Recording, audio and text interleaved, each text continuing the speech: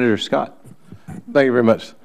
Secretary Jewell, thank you for appearing before us today and taking the time to answer a couple of questions. I know you're new on the job, so congratulations on your confirmation. As it relates to the environmental impact study in the Atlantic, we're running about a year late. And do you have you been able to discover why we're running about a year late on the EIS? Senator, this is for the geological and geophysical survey activity. I know that it's in process and that we're doing the programmatic EIS right now in order to move forward on that. Deputy Secretary, do you know about delays, or are we on schedule as far as you know? Senator, we have been pushing forward on this, actually. I recall a year ago we accelerated the schedule.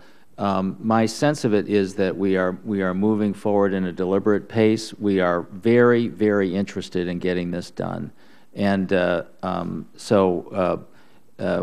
we're certainly not dragging our feet. We're telling our folks we want this environmental analysis done. Do you believe that you have enough of the right folks working on this project as we speak now? Yes, yes. We are giving it, again, in this time of sequester, yes. It's a challenge, but we are very committed to funding that effort and bringing it to completion. And the one thing, Mr. Hayes, is to recognize the fact that this started before the sequester, so we're about a year late from our perspective. And so one of the questions I'd have for you is, do you have any expectation on what you believe will be a part of the completed EIS? Do you have any idea what your anticipations are on what the report will show? Are there any indications at all at this point? I have no personal knowledge of any special items there. My understanding is there's a very vigorous analysis that will be put forward. There are consultations with the other affected agencies, including NOAA in particular. Those are proceeding along. So we're helpful that this will be, and obviously, Senator, as you know, an environmental impact statement is a major deal, particularly for such a large area as the Mid and South Atlantic, Yep.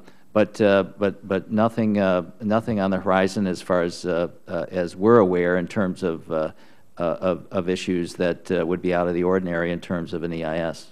Certainly, Secretary Jewell, you've expressed support of moving forward to collect more data so that we'll be in a better position, realizing that some of the data is about 30 years old. So for us, it's an important part of the equation when we look at the revenues and the opportunity for job creation in our Atlantic OCS. From a Southland perspective, we think about the companies that would go out and shoot the seismic and perhaps discover the resources. After discovering the resources, the question that they are going to ask is, will we have the opportunity to then get those resources? And my question is, as you look at that, the company's necessity of a return on the investment, what do you think the prospects are of our ability to move forward and to provide the companies with the necessary opportunity to recoup their investment?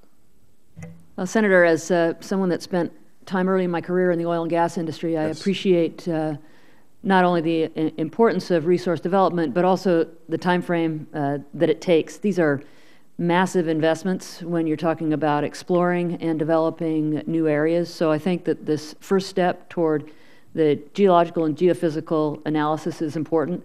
It'll take time for industry to analyze that data and to decide where their priorities are and where they want to lease.